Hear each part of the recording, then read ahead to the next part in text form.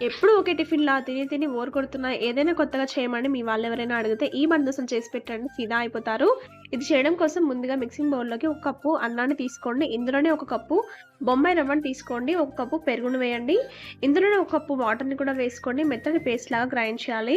ఎక్కడ కూడా పలుకనేది లేకుండా మెత్తటి పేస్ట్‌లాగా గ్రైండ్ చేయాలి.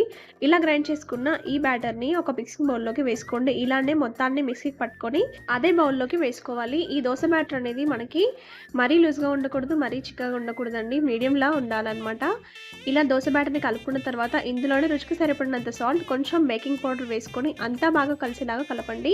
ఇప్పుడు ఇందులోనే తరిగిన క్యారెట్, సన్నగా తరిగిన కొత్తిమీర, సన్నగా తరిగిన పచ్చిమిర్చి, సన్నగా తరిగిన ఉల్లిపాయ ముక్కలు వేయండి. ఇందులోనే జీలకర్ర కూడా వేసుకొని అంతా బాగా కలిసేలాగా కలపండి. ఇప్పుడు స్టవ్ మీద ఇలా లోతుగా ఉన్న ఒక ప్యాన్‌ని పెట్టుకొని ఆయిల్ వేసి ఇందులో బందోసలుగా వేసుకోవాలి. 2 వైపులా మంచి కలర్ వచ్చేలాగా కాల్చుకుంటే బందోస రెడీ.